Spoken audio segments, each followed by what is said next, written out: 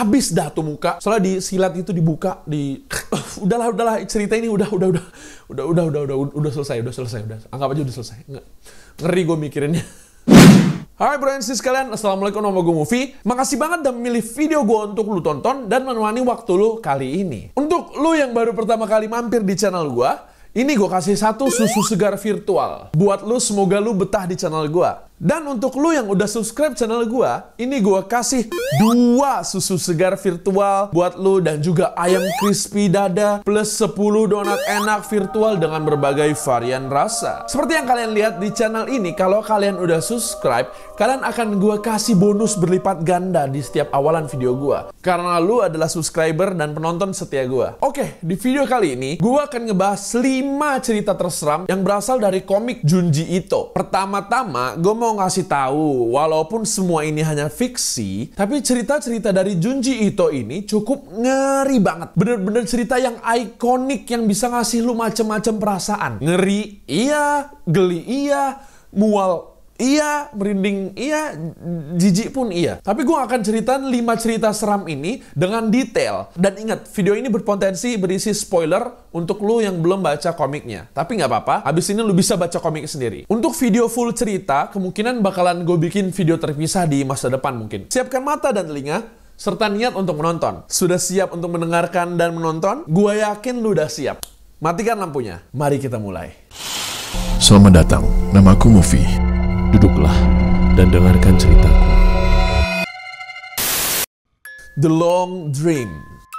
Cerita pertama ini seram dan unik. Karena coba lu bayangin aja deh. Lu tidur selama 3-6 jam kira-kira. Tapi lu bermimpi di dalamnya selama sebulan lamanya. Bayangin aja. Dan kayak lu bener-bener terasa hidup di dalam mimpi itu. Dan berjalan waktunya selama itu. Bayangin aja, oke? Gimana? Cukup super ngeri sekali kan? Oh iya, dan itu mimpi buruk loh. Itu aja udah bisa nyiksa kita banget. Cerita The Long Dream ini tuh tentang seorang pria yang memiliki penyakit yang gak diketahui dari mana. Yang dimana dia itu setiap tidur, dia akan bermimpi dalam jangka waktu yang teramat sangat lama. Dan bukan cuma itu, saat dia tidur, mimpi dia juga mempengaruhi tubuh fisiknya dia yang nyata. Dimana tubuh fisiknya juga ikut menua. Dari mimpinya campur-campur, dari hal yang gak jelas, dari yang ngelakuin hal-hal yang biasa aja dalam waktu yang sangat lama, sampai mimpi buruk yang bener-bener serem banget katanya. Dan yang awalnya mimpinya cuma 2 atau 3 hari rasanya, tahu-tahu berubah jadi terasa berbulan-bulan. Dalam sekali tidur, dalam satu malam. Lalu pelan-pelan berubah jadi bertahun-tahun, berubah jadi beratus-ratus tahun, hingga beribu-ribu tahun lamanya. Yang akan gue bilang sekarang ini mungkin akan terdengar lucu. Orang ini bercerita kalau dia ngalamin mimpi mencari toilet selama 8 tahun lamanya. Bermimpi nyari toilet selama 8 tahun lamanya tuh kesannya lucu gitu. Tapi kalau kita sendiri yang ngalamin, mungkin kita akan ngerasa kesiksa banget gimana gitu. Itu akan jadi siksaan yang amat sangat buat kita. Orang itu juga bercerita kalau mimpi-mimpinya kayak semacam lari dari kerajaan tentara selama 10 tahun lamanya. Pernah gak sih lu mimpi berlari gitu, terus lu mimpi lari,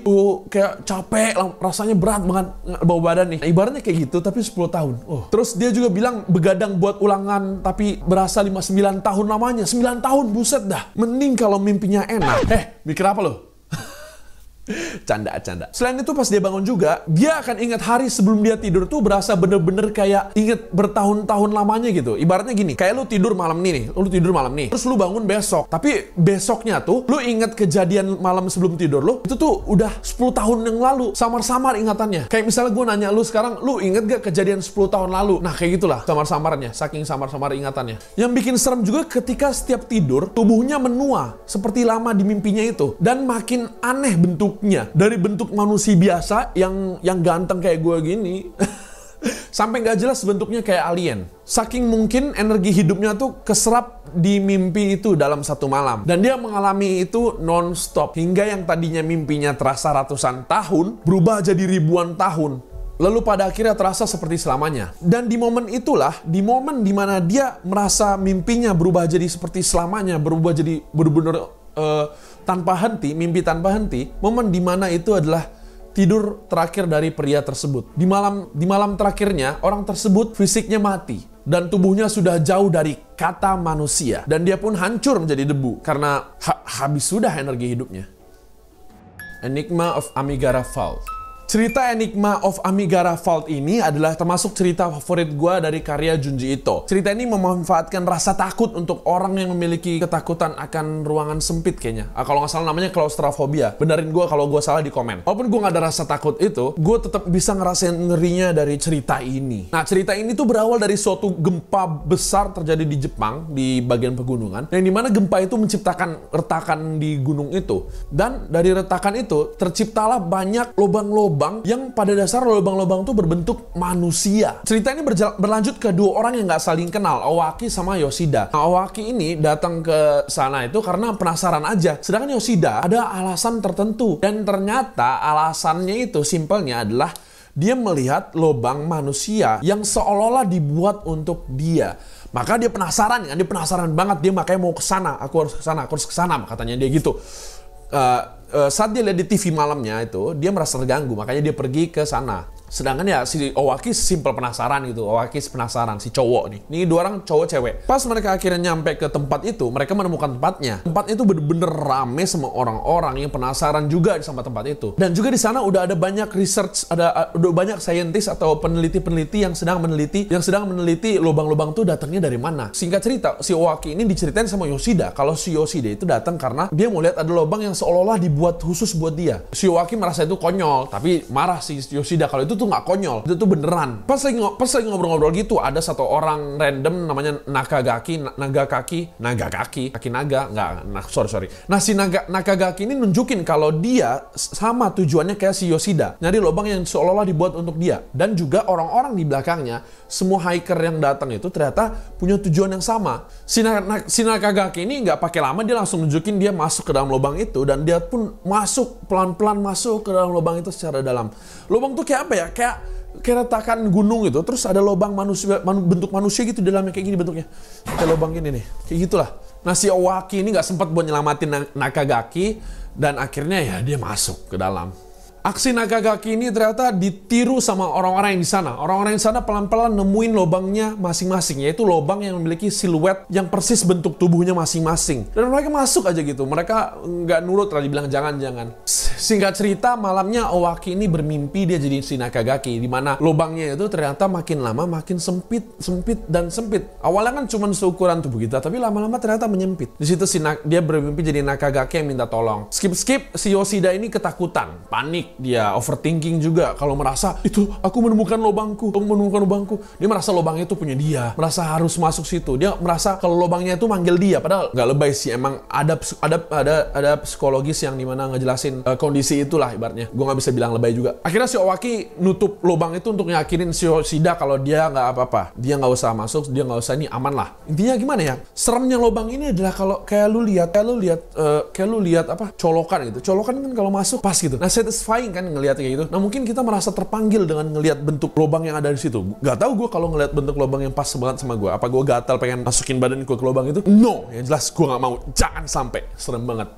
Akhirnya si Owaki tidur lagi malamnya, nenangin si Yoshida biar nggak panik. Si Owaki mimpi lagi. Dia mimpi kalau dia bermimpi dia jadi orang di zaman purba, di mana orang zaman purba ini melakukan kesalahan besar dan dia harus menerima hukuman mati dengan cara lubang itu. Ini udah ngebuka rahasia ya kalau misalnya lubang itu kayaknya di zaman purba itu dibuat oleh manusia. Kenapa lubang ini bisa muncul? Teknologi apa yang bisa membuat lubang ini? Dalam banget soalnya. Lanjut lagi soal Owaki mimpi, dia melihat dirinya tersiksa dia melihat dirinya sebagai orang di zaman dulu tersiksa kena hukuman mati masuk ke dalam lubang itu, di mana perlahan-lahan tubuhnya memelar panjang, dan itu gue ngeliatnya serem banget di komik. Kenapa gue serem? Karena kalau baca komik gue bener-bener bayangin. Dan ironisnya, tragisnya, masih dalam keadaan hidup. Dan pas bangun, si Owaki sadar si Yoshida udah nggak ada. Dia cari-cari dan lubang yang tadinya ditutup, lubang Yoshida yang tadi udah ditutup sama si Owaki udah dibuka. Udah ketebak lah si Yoshida masuk ke dalam lubang itu.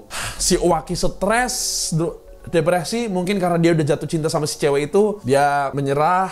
Akhirnya setelah dia nyari-nyari semalaman, dia cari, akhirnya dia menemui nasib yang sama. Dia akhirnya menemukan lubangnya sendiri. Dalam keadaan sangat desperate dan sangat putus asa itu, dia memasukkan dirinya ke dalam lubang itu. Dan ya, kita tahu nasibnya bakalan seperti apa. Hingga akhirnya di momen para peneliti nemuin ujungnya lubang itu, mereka menemukan mayat yang udah nyampe di ujung. Bukan mayat atau masih hidup, dalam keadaan semua sudah melar panjang ngikutin alur yang lubang itu buat. Ibaratnya nih lubang nih, lubang tuh lama-lama, lubang yang dari ujung pas kayak ukuran tubuh kita, lama-lama dia mengecil dan si manusia itu turun pelan-pelan kayak dipijit-pijit, diceprek sampai mengecil, sampai melar ngikutin bentuk. Itulah ceritanya. Layer of Fear. Layer of Fear ini cerita yang bener-bener unik banget juga, lumayan ngeri bagi gua. Nggak cocok buat orang yang nggak tahan sama body horror, yaitu horror yang berhubungan dengan dengan bagian tubuh badan manusia. Sekarang gue minta lu bayangin kue lapis ya. Nah, sekarang bayangin apa yang terjadi kalau itu tubuh manusia. Adalah berupa lapisan-lapisan dari badan kita sebelumnya. Kira-kira begitulah cerita dari Layer of Fear kalau dibikin super singkat. Cerita dimulai dari seorang arkeolog yang lagi meneliti suatu tempat gitu. Menemukan makam yang dibuat-buat berlapis-lapis makamnya itu. Simpelnya makam itu tuh terkutuk. Hingga saat orang itu udah punya anak, kutukan makam berlapis itu kena ke anaknya. Hingga saat orang ini punya anak, kedua anak itu memiliki kondisi tubuh yang aneh. Karena kayaknya kutukan itu kena di anak-anak. Anaknya tuh ada dua. Adek ini cantik, yang kakaknya tidak. Hingga suatu hari, dua anak itu udah dewasa, dan terjadi perdebatan lah antara si kakak dan si emaknya. Karena kayaknya si kakak ini ngerasa didiskriminasi. Karena emang didiskriminasi. Karena dia jelek dan adeknya cantik. Nah, abis kecelakaan, ketahuan lah kalau si adek itu punya anatomi tubuh yang simpelnya super ngeri itu. Berlapis-lapis. Pas mukanya robek karena kecelakaan, bukannya isinya otot nih. Kalau muka robek kan isinya otot ya harusnya. Tapi isinya adalah muka lagi. Bayangin muka gue. Bayangin muka gue robek, harusnya ada otot kelihatannya, tapi yang kelihatan adalah muka gue lagi kayak gini. Si dokter pas nge-scan kaget, karena badannya si adek ini, perempuan ini, cuma terdiri dari lapisan demi lapis aja. Dan itu adalah badannya dia dari tahun ke tahun. Simpelnya, kalau gue jelasin pakai diri gue sendiri, misal gue nih umur 21 tahun nih. Nah, di badan gue tuh ada diri gue 21 lapis. Dan gue yang sekarang lu lihat ini adalah lapisan luar. Ngeri. Dan ternyata si kakak kan gitu juga, dia kondisinya sama. Jadi ada adegan si kakak ini nunjukin kalau dia baru sadar ternyata itulah alasannya dia punya gigi berlapis-lapis sampai ke belakang mulut. Kayak gini nih. Ngeri lah. Gua akan nunjukin gambarnya. Berlapis-lapis sampai ke belakang mulut. Buset, Junji Ito ini ngeri banget bikin konsep cerita horor. Sumpah, serem banget. Skip. Si emaknya ini kayaknya terobsesi pengen ketemu lagi sama si adek pas umur 2 tahun. Yang masih lucu-lucu. Si emak kayak manggil-manggil si adek versi 2 tahun yang di dalam tubuhnya si adek yang lagi tidur. Dan ternyata ada suaranya. Dan simpelnya lagi, gimana cara si emak ini pengen bisa ketemu sama si adek yang mukanya robek itu versi 2 tahunnya? Iya, betul. Dengan cara mengkelupaskan kulit si adek ini satu demi satu kulitnya sampai ketemu versi umur 2 tahunnya. Ngeri. Masih belum ngerti. Simpelnya karena dia umurnya 21, maka ini lapisan ini perlu dicopot sampai lapisan kedua. Dimana umur 2 tahun itu lapisan kedua. Gila nggak tuh? Lapisan 21, lapisan 20, 21, 19, 18, 17, sampai lapisan 2. Ini umur 2 tahun ada di dalam sini. Pas lagi ngelupasin si emak maksa kakaknya yang ngepergok si emaknya untuk bantu juga. Anjir, serem banget. Tahu-tahu kecewa si emak. Emang sih ketemu sama si adek versi 2 tahun, tapi kondisinya gini deh, gue minta bantuan lu buat lu bayangin deh. Semisal gua yang versi 2 tahun ada di diri gua di dalam, terus gua yang sekarang ini dikelupasin mukanya sampai umur 2 tahun, sampai kepala gua versi 2 tahun. Ya sih, kepala gua mengecil jadi gua yang umur 2 tahun, tapi badan gua gimana? Badan gua yang versi 2 tahun ya udah melar ngikutin sama postur tubuh gua yang sekarang panjang. Emangnya ada anak umur 2 tahun tangannya sepanjang ini? Serem banget endingnya gitu. Aduh, ya bayangin aja nih. Ini kepala umur 2 tahun tapi badannya segua. Ya badannya melar, badan dalamnya di sini udah melar, udah ngikutin tubuh ini. Serem banget. Alhasil si cewek ya kepalanya bocil, badannya panjang, melar, ngeri banget gitu kayak Slenderman, jijik gitu. Serem banget. Si emak ini greget banget. Si emak yang ngerasa kali aja dia punya kutukan itu, ngecoba ngelupasin dirinya sendiri yang berujung mukanya ya terkelupas. Dan dia ternyata manusia biasa ya. Habis dah tuh muka. Soalnya disilat itu dibuka, udahlah cerita ini udah selesai. Anggap aja udah selesai. Ngeri gue mikirinnya. Gio. Cerita ini serem buat orang yang fobia hewan laut atau fobia yang mengarah-ngarah ke laut. Atau yang berhubungan sama ikan-ikan dan bau busuk. Tapi walaupun lu nggak punya fobia itu juga ini tetap serem banget, tetap menjijikkan, tetap menggelikan. Jadi di cerita ini, bayangin apa yang terjadi semisal ada ikan yang bisa jalan. Bayangin aja ya. Ya sebenarnya ada sih ikan yang gitu, gue tahu ada. Tapi bukan itu maksud gue. Maksud gue adalah bayangin ikan itu punya kaki dan larinya cepat. Kayak kecoak, larinya cepet kayak kecoak. Nah, itulah cerita dari Gyo ini. Yang awalnya remaja Jepang ini lagi santai gitu di pantai, liburan bareng di tepi pantai. Tiba-tiba nemu ikan yang larinya cepet banget. Baunya busuk banget juga, merusak momen liburan mereka, mood mereka hancur parah. Tapi nggak berhenti di situ ceritanya. Ikan kecil ini selain bau banget, mereka juga jalannya juga pakai kaki robot gitu. Entah kenapa kok bisa ada ikan pakai kaki robot gitu ya. Awalnya remaja gadis yang lagi liburan di pantai ini cuma nemu satu ikan kaki robot itu aja. Tapi udah bau busuk sebusuk-busuknya. Dan akhirnya mereka bisa ngebunuh ikan itu, mati ikannya. Namun setelah paginya, mereka kaget di mana ribuan bahkan jutaan ikan dari laut ke laut tiba-tiba merangkak dengan kaki robot yang sama kayak ikan sebelumnya ke arah kota. Awalnya ikan-ikan kecil aja kan ya, ikan-ikan lucu, ikan-ikan gurita. Lah ini tahu-tahu muncul apa? Muncul hiu jalan anjir, serem banget, hiu sama kaki robot gede gitu, bau banget juga. Kaki robotnya juga gede banget, baunya juga yang seperti gue bilang, baunya busuk banget. Dan ikan-ikan yang super banyak dan bau itu merangkak dengan super cepat ke arah perkotaan. Kayak serangan tiba-tiba gitu, di mana orang-orang masih santai parah, masih nggak peduli, sampai banyak korban mati berjatuhan. Baru diem mereka, baru panik mereka. Dan ternyata robot di kaki ikan itu ternyata nggak cuma buat ikan aja, tapi juga bisa nempel ke semua makhluk hidup lainnya, terutama manusia. Damn, sial. Dan terungkap kalau robot yang di kaki ikan itu ada bakteri di dalamnya yang bisa membuat makhluk hidup membusuk dan jadi memproduksi gas yang super bau itu, yang pada dasarnya menjadi bahan bakar dari kaki robot itu untuk gerak. Dan bagian jijiknya, robot itu akan mencari jalur di mana gas itu keluar. Dengan adanya selang otomatis yang bisa mendeteksi keberadaan gas bau busuk tersebut. Kalau ikan masuk selangnya lewat insangnya, coba manusia lewat mana coba? Jalur depan dan jalur belakang. Geli banget, jijik, sial. Jijik, geli, jijik. Dan ini gue baca komik ini dulu lumayan mual banget anjir. Apalagi setelah ikannya mati, terus kaki robot tuh banyak yang pindah ke manusia gitu. Dan manusia yang kena tusukan kaki robot itu ya jadi makhluk yang membengkak karena di dalamnya gas semua, kena bakteri itu. Dan yang tadinya ini kayak kekecauan karena jutaan ikan berkaki robot, berubah menjadi lautan manusia yang membusuk yang berjalan dengan kaki robot itu. Bener-bener pemandangan yang sangat menjijikkan. Yang ternyata terungkap itu tuh senjata biologis yang dipakai Jepang pas Perang Dunia. Senjata biologis itu mereka membuat bakteri yang bisa membuat gas dari makhluk hidup yang membusuk, dan gas itu yang jadi bahan bakar buat kaki robot tersebut. Dan ternyata kapal besar yang ngebawa kaki robot itu tenggelam semua. Alhasil terjadilah kejadian ini. Cerita ini cerita yang kalau lu baca komiknya mayan bikin mual, pengen muntah sekuat-kuatnya. Mungkin lu kalau udah biasa ya mungkin biasa aja. Cuman kalau lu bener-bener imajinasiin, bener-bener dalamin ya lu geli juga. Karena gue sebenarnya kuat-kuat aja baca gitu. Cuman karena bener-bener gue bayangin, bener-bener gue imajinasiin, gue merasa akhirnya masuk ke dunianya tuh geli banget juga akhirnya. Karena di momen gue menceritakan ke lu ini aja, gue udah merasakan mual dan gak enak gitu ingetnya. Sedih banget ya manusia dimusnahin sama ikan. Human Chair. Ini cerita udah gue ceritain di video sebelumnya. Kalau tertarik buat tahu full ceritanya, tonton ya video gue yang sebelumnya. Gue sediain card link di atas buat lu klik. Atau lu bisa cek sendiri video gue yang ceritain soal Human Chair ini di video gue sebelumnya. Kali ini gue akan tetap ceritain tapi poin-poinnya aja. Seremnya Human Chair ini lebih ke creepy gimana gitu.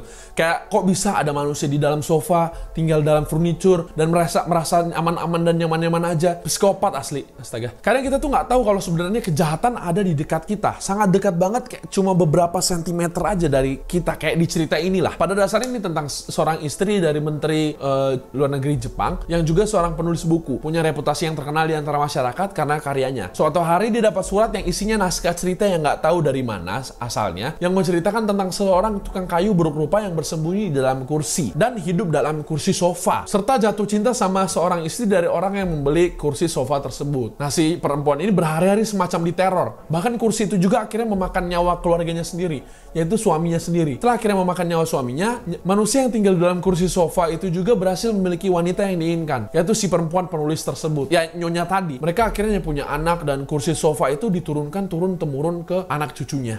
Hingga sampai di momen dimana keturunannya juga memiliki keinginan yang sama seperti kakek buyutnya. Hidup bersama sebagai kursi sofa di dalam kursi sofa dengan seorang penulis wanita. Creepy sih, creepy banget. Ide bahwa ada orang di belakang kita pas kita lagi duduk di kursi sofa itu sendiri udah cukup sangat menyeramkan. Untuk lebih lengkapnya, gue sangat sarankan untuk lu nonton video gue yang ngebahas ini sebelumnya. Dimana gue menceritakan cerita ini dengan detail dan juga dengan cara yang seru. Gue yakin lu suka.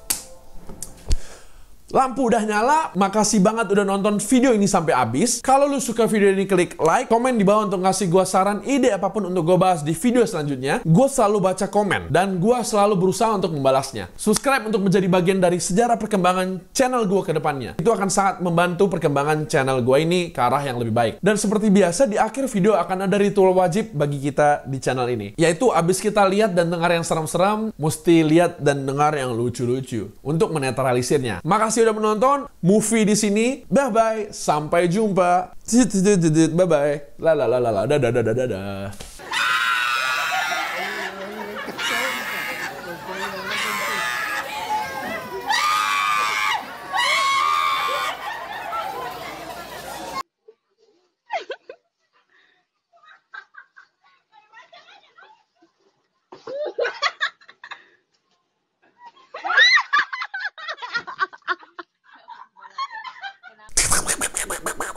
Robot ikan, robot ikan. Junji Ito.